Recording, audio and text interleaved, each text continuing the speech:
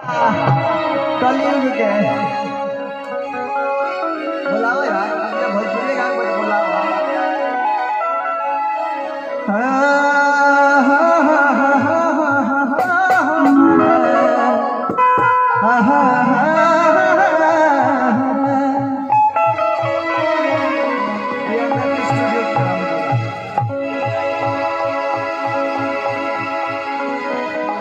तू का पीछे गई तो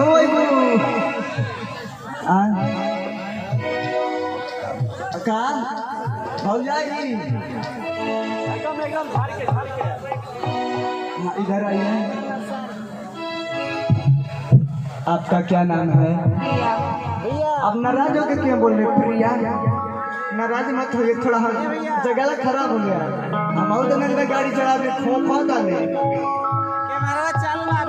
अच्छा, आपका क्या नाम है? थोड़ा तो उसके बताइए। प्रिया सिंह।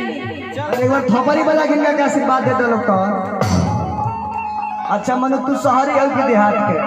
हम देहाती हैं। जब देहाती हो तो देहाती पत्तो रहेगा ना रहे सब।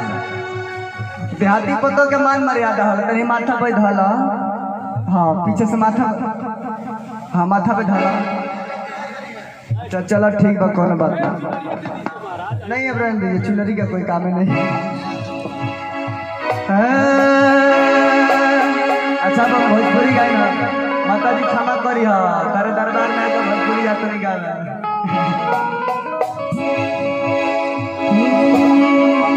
किसी अपनों से जरियो के जर जाएगा,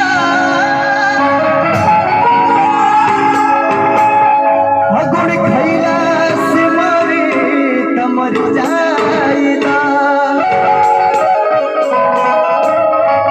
अरे कितना बिगड़ल बनवला से नाही बने भैया, कहीं से बढ़िया ओके बिगड़ जाएगा। सही भैया हो, एक औरत भी अपना पति से कहती है, राजा जी और ससुर घरवा ससुर जी दुआवा,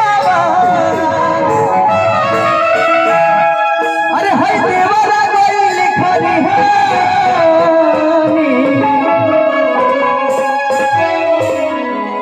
अच्छा, इनका के डांस पसंद आवता? इनका डांस पसंद आवता? बहुत सुंदर। अच्छा भाई, तान लोग ही पसंद बाड़ी। एक बार आई लव यू बोल दो। I love you. अरे यार चलो आई लव यू टू बोल दो। क्या बात है, ढोलक पर ना मिजाज ना बोलता। आई औरत ये बड़ा भाव कहती है कि राजा जी कि ससुर घरवा ससुर जी दुआरवा, अरे हम देवरा गई लिखनी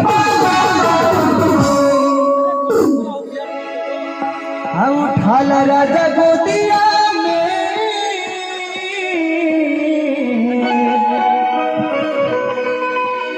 बट मोरी चुहल जानी। क्या बात है कि मुसुकी करे जा काढ़े सुना। चलो ना तेरा का टच करो कि मुसुकी करे जा काढ़े सुना सहजनिया, मुसुकी करे जा काढ़े। और प्रिंस भाई कली बात देता पर पैडा बजाए। हम मिथिलेश बाबा का हम क्या बताए? 1 2 1 2 3 4 क्या बात है?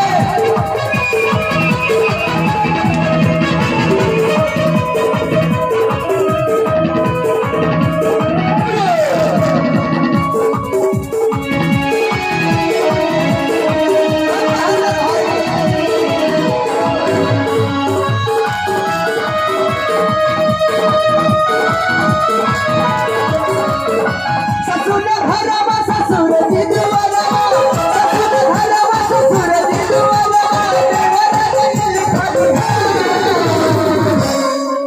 तनी दे अपन गमछा। अब देखिए औरत के भाव रुपया कहत दिया हर दीवाना गई लिखनी है अपन ढूंढे करने लगे। हाँ अब तो हैंग करो ये थोड़ा हटो ना जी। कृपया दूरी बना चाह बेहतर उठा ला राजा को दिया रे बड़े मोरी चढ़ाली उठा ला राजा को दिया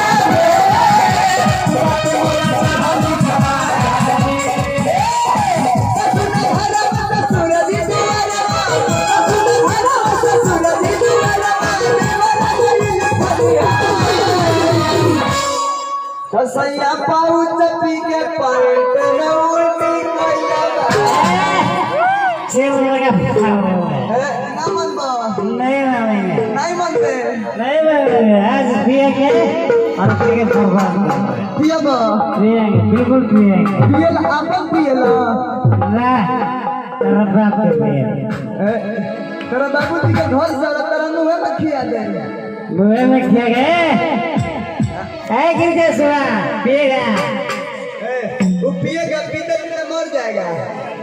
ग्रेजुएशन में रखा कहीं यार हमारे चाचा जी से पूछो ना अरे देवरा गई लिखनी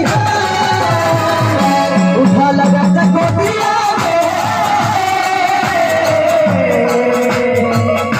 उठा लगा चकोटिया की बंटे मोर चकोटिया